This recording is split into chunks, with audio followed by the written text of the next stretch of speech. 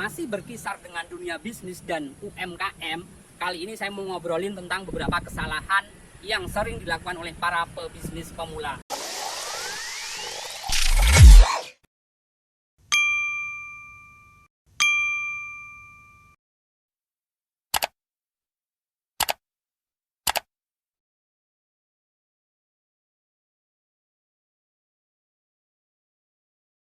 Terima kasih teman-teman semua yang sudah klik dan nonton video saya. Yang pada sebelumnya saya sudah share beberapa hal yang perlu diperhatikan oleh para pebisnis pemula. Kali ini saya mau share beberapa kesalahan yang sering dilakukan oleh para pebisnis pemula. Biar apa? Biar kalian tahu dan tidak terjerumus pada sebuah kerugian. Penting banget ini. Penting buat para pelaku bisnis. Tonton sampai habis ya, jangan lupa like, share, komen, dan subscribe biar saya makin semangat bikin konten yang bermanfaat buat kalian. Bisnis memang orientasinya adalah sebuah keuntungan dan kita mengharapkan berhasil dan sukses dengan bisnis yang kita jalankan. Namun terkadang kalau kita salah langkah, kita salah ngambil sebuah option, salah ngambil dalam kebijakan, kita bukannya untung tapi malah untung. Buat teman-teman sekalian, buat para pelaku wirausaha pemula, penting banget nih, saya mau share suatu hal biar kita nggak sampai merugi. Kira-kira apa aja sih kesalahan-kesalahan yang mengarah pada kerugian? Kenapa kita harus bahas itu? Biar kita jangan sampai ngambil langkah yang salah. Pada video sebelumnya saya sudah share beberapa hal yang harus kita ketahui sebelum kita menjalankan bisnis. Silahkan cek aja. Saya sudah kupas tuntas banyak hal tentang bisnis. Itu semuanya berdasarkan pengalaman pribadi saya dan pengamatan terhadap orang-orang yang sudah menjalankan bisnis sejak lama. Nah, pada kesempatan kali ini saya mau share beberapa hal kesalahan yang sering terjadi dilakukan oleh para pelaku bisnis pemula. Kenapa sih kita harus pelajari itu? Biar kita jangan sampai terjerumus pada sebuah kerugian. Ini menjadi sebuah pelajaran buat teman-teman pelaku bisnis pemula. Kira-kira langkah apa aja sih yang biasanya menjadi sebuah kesalahan saat kita mengawali bisnis? Yuk kita kupas satu persatu, kita detailkan, kita jelaskan, kita discuss bareng-bareng. Beberapa kesalahan yang sering dilakukan oleh para bisnis pemula. Yang pertama adalah buru-buru saat kita mengeksekusi sebuah ide usaha atau buru-buru kita dalam berinvestasi. Maksudnya apa sih? Kita terlalu terburu-buru dalam mengeksekusi sebuah ide bisnis atau kita terlalu cepat untuk berinvestasi. Maksudnya seperti ini. Kita dalam mengeksekusi sebuah ide bisnis atau peluang usaha, kita tidak mengharuskan ketemu langsung kita eksekusi, enggak. Kita tetap harus riset. Jangan sampai kejadian terjadi pada kalian. Pernah saya menceritakan sebuah kejadian pada teman yang bermain sayuran, dapat informasi di Kota Bogor itu kebutuhan kacang kapri tinggi sekali. Per kilonya waktu itu sampai sekitar 50 ribuan. Sementara di tempat asal di kampung itu sekitar 1000-an. Itu terjadi, ya kita langsung terinspirasi kan, harga segitu terpautnya lumayan. Langsung dia eksekusi. Bawa barang 3 karung, bawa ke Bogor, langsung dibawa ke pasar anyar, tidak diserahkan ke tengkulak, tapi dia jual di keteng sendiri, diecer istilahnya. Apa yang terjadi? Ternyata begitu barang sampai Bogor, dia ecer sendiri, nggak laku sama sekali. Nah, ini adalah sebuah contoh kita terburu-buru dalam mengeksekusi sebuah ide bisnis. Pernah kan saya share, kalau kita nemu ide, kita eksekusi, yang masuk 4 kriteria. 1, itu adalah permintaannya tinggi. Yang kedua, itu marginnya gede. Yang ketiga, tergolong persaingannya sedikit dan hal baru.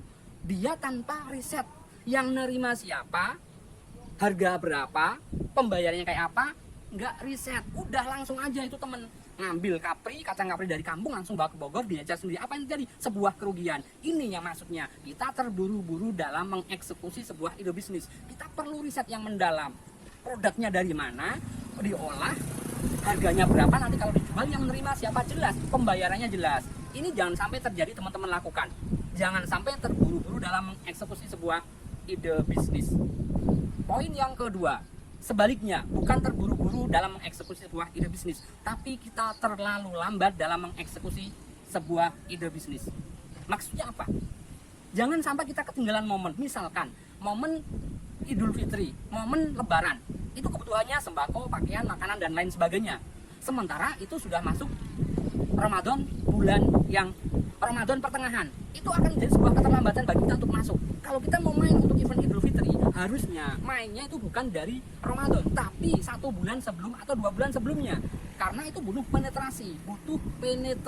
Di mana penetrasi bisnis itu berfungsi untuk promosi, memperkenalkan produk yang kita jual kepada khalayak umum atau calon customer. Jadi, itu juga menjadi sebuah kesalahan. Kalau kita sampai terlambat, kesempatan itu, momen itu justru akan ditangkap oleh pesaing kita atau rival kita. Itu hanya misalkan contoh di event Ramadan, atau maksud saya event Idul Fitri atau Lebaran. Kalau misalkan itu event-event besar, kita jangan sampai terlambat. Kalau kita masuk pada sebuah momen bisnis terlambat, itu hanya akan sebuah kesia-siaan yang terjadi, dan akhirnya bukan untung yang kita dapat, tapi buntung.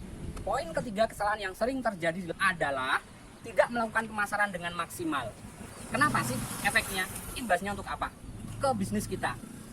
Bisnis itu memang identik dengan promosi, dengan pemasaran. Tidak melakukan promosi dan pemasaran dengan maksimal, itu sangat berimbas banget. Karena apa? Inti dari sebuah bisnis, inti dari sebuah usaha itu adalah pemasaran dan promosi.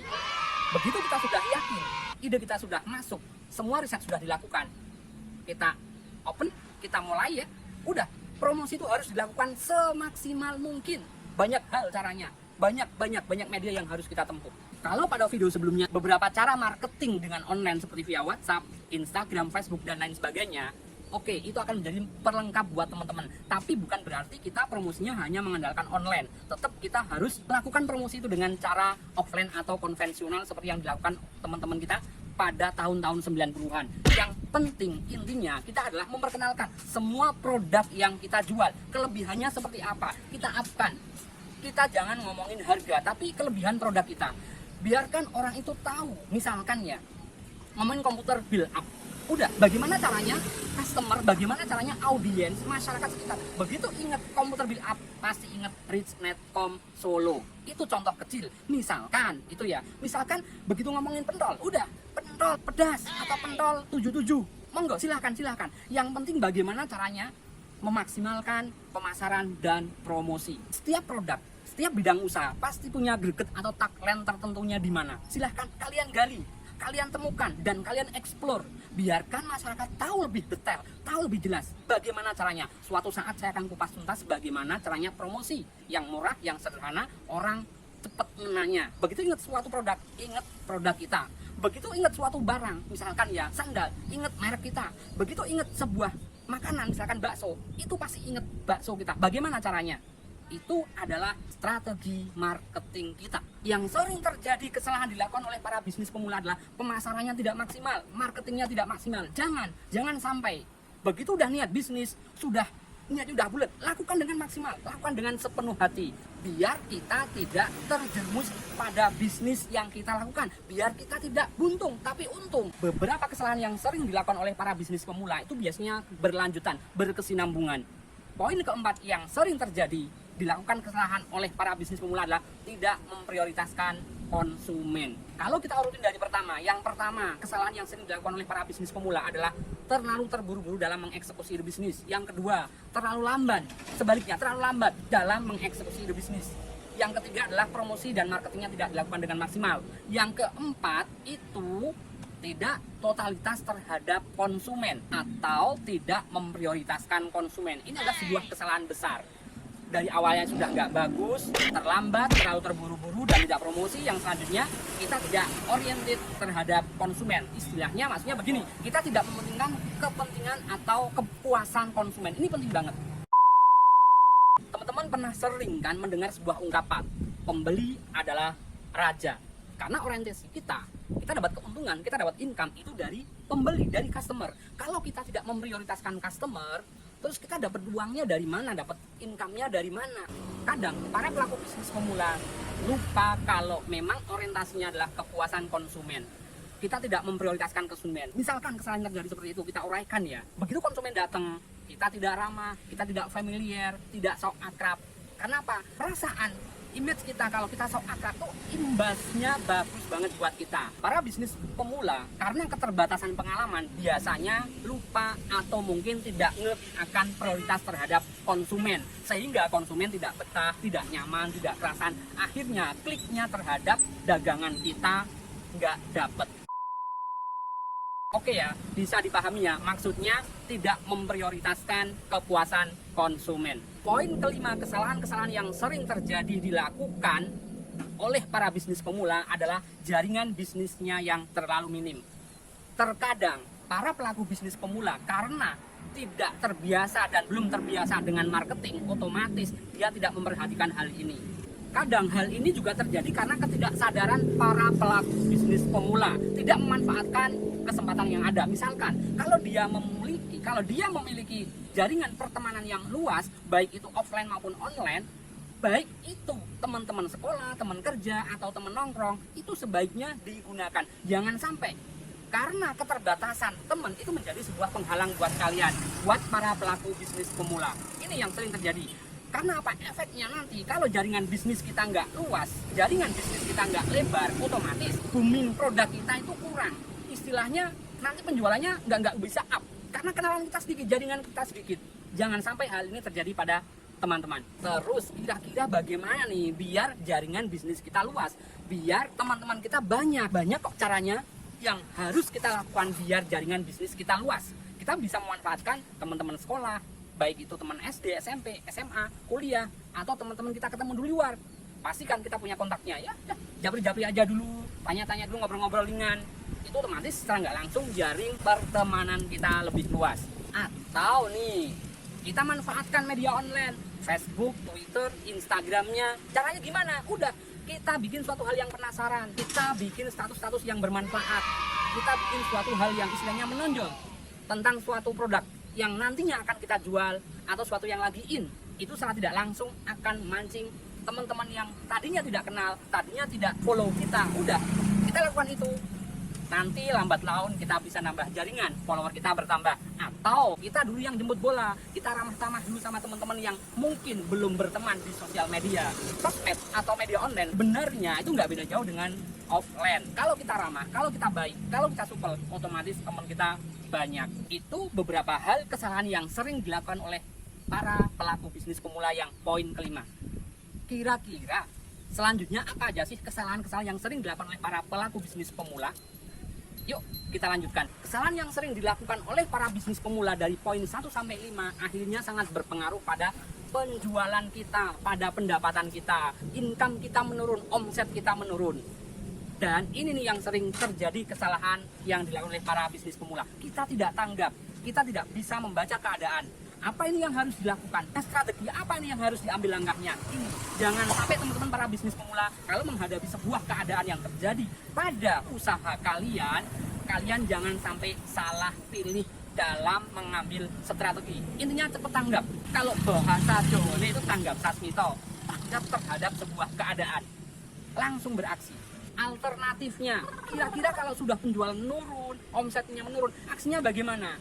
Kita korek balik kesalahan apa yang kita lakukan.